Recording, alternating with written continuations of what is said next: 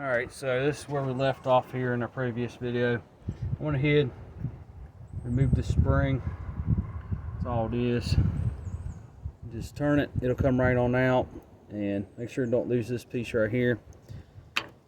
Alright, so you want to get yourself a 5/8 socket and break this loose here. But before you do that, make sure and verify you got these timing marks lined up down here, because they have got to be lined up. So make sure you got it on top dead center and everything's lined up. I verified it. Check my rotor right here. That's why I got that off. Check the spark plug hole. We got TDC on #1 cylinder, and that's very, very important. You've got to have this thing at TDC on #1 cylinder before you even start anything. So I went ahead and got all that done. Did that off camera a little bit. There's our dots. Let me come down here and show you. So it's hard to see, but I'll pull this oil splash shield out of the way. There's one right there. There's the other one right there. They are lined up. And hopefully y'all can see that. So we got the one down there lined up right there on that tooth. Come straight up. There's that one. So they're lined up. Very important. And we'll go ahead and just fuel pump centric and all this good stuff off. I'm doing it kind of in real time here, so hopefully y'all can see it. We ought to go down just a little bit. Can we go down? That's a little better. Need the camera tilted down, but that's okay. Y'all can see, hopefully. But go ahead and remove this, break this loose. Once you get everything verified that it's at TDC and all that good stuff. And let's do that. Went ahead and broke this bolt loose. This out. Okay. Trying to hold the centric on there. I don't want it to fall off because there's nothing holding it. So make sure you have the bolt right here and the bolt. And there's a washer right here. And then you got the little tangs right here that the spring has to sit in. And like that. So it just sits in there. So hopefully you can see that. They just hold the spring in, that's all it does. So once you remove all that, get that out of the way. Do not forget, do not lose this keyway that goes on the crank. Do not lose that, that's for the harmonic balancer. And once we get all that out of the way, our centric just comes right off, just like that. And it has a little dowel pin on the back of this camshaft gear here. I'll show that, and that lines up with this hole on the bottom right here. So it only goes on one way, so you ain't got to worry about that. And once you do that, sometimes you got to take a screwdriver or something and kind of work this thing, get behind it. Don't pry on it hard, but, work it back and forth just a little bit on both sides, and it'll come right off. And just drop it down. Take the chain. Come right on through like that. And here's our dowel pin for our fuel pump centric. That lines up one way, just like that.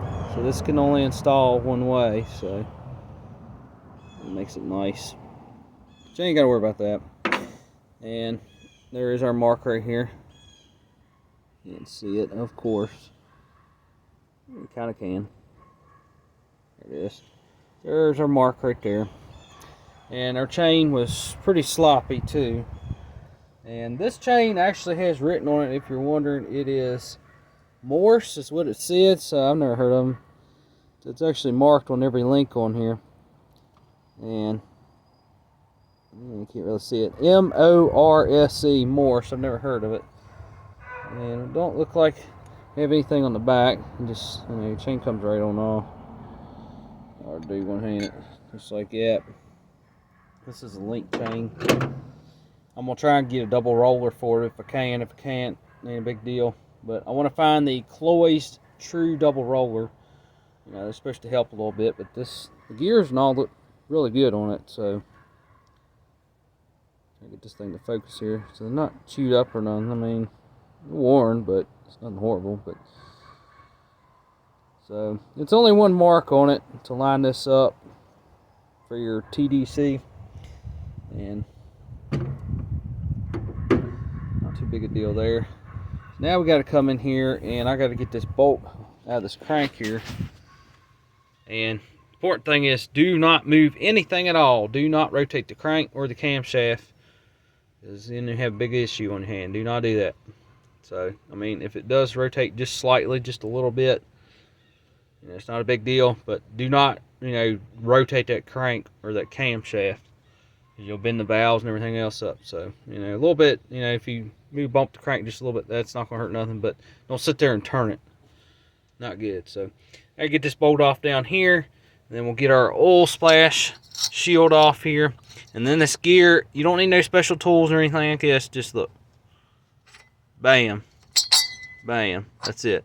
Only installs one way. You know, it come right on off.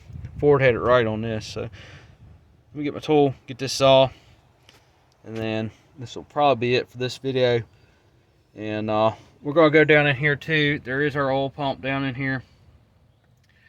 And the gasket, oh yeah, I forgot. The gasket just pops right on off. And I had some of this stuff a little loose. I was trying to be careful taking it apart there. But it's not a big deal to do all this. And I think it's definitely been apart, because those don't look like the correct oil galley plugs. So I'm kind of wondering. That's our distributor right there. Can we see up in there? I can't really tell. Nah, I don't have one of them cameras either.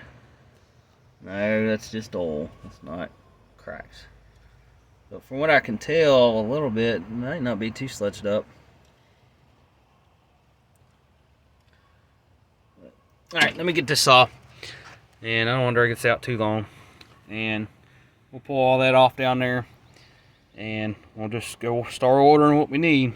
And kind of wondering about this.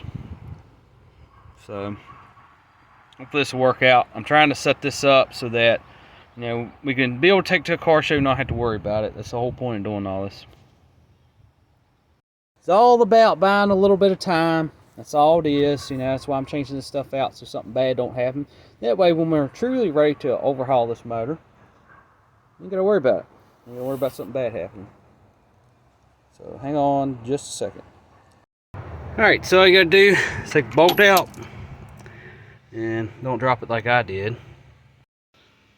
And get your bolt back. See, I make mistakes too.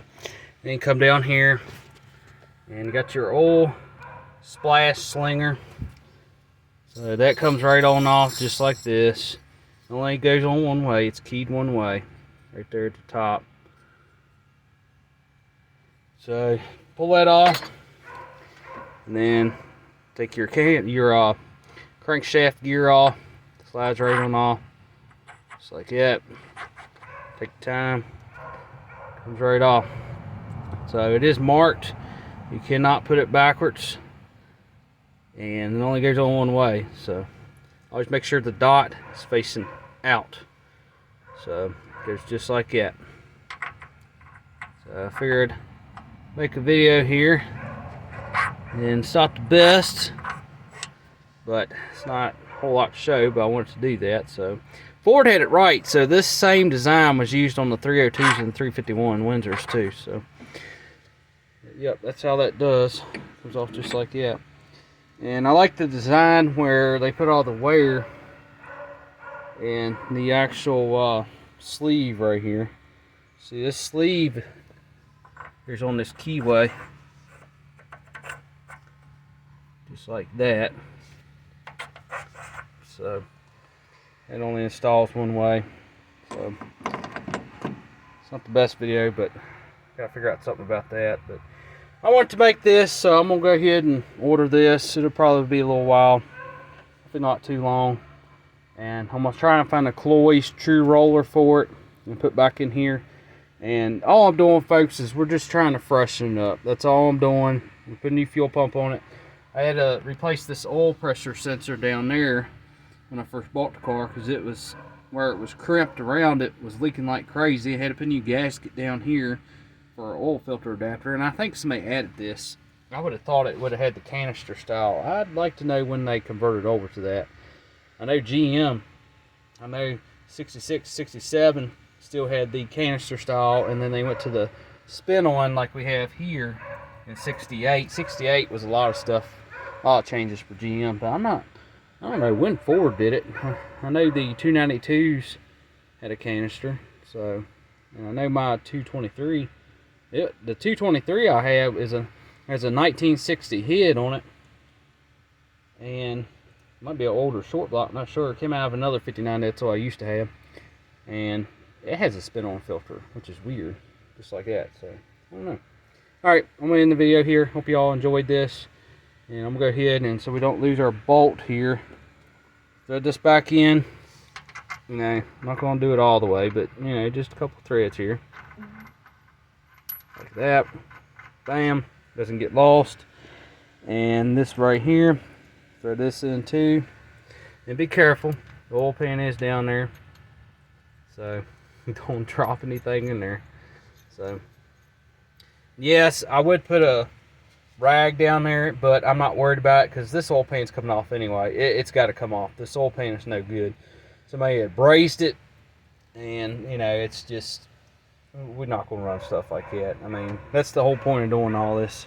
I figured I had to pull the time chain cover and all this off anyway to correct the balancer, to get the clearance like I need for the alternator and the lower radiator hose. I figured, well, we might as well correct the oil pan too. And you know, it's just domino effect. You know, needs a crankshaft front seal in it for the time chain, needs a time chain cover seal, and it just, you know, one thing leads to another, and probably end up buying this, and it just domino effect, but it'll be worth it.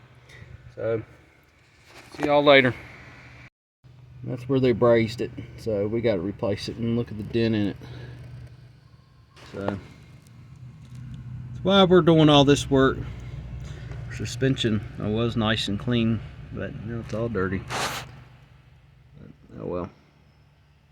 All right, that's why I'm doing it. And the oil pan will slide out. I'll make a video on it. See y'all later. Bye. Oh, here's the date code. I want to show you that again. B9. Let's see, what do we got? I'm trying to read it real quick. B94E60159. Somebody decode that for me. I appreciate it. Thank you.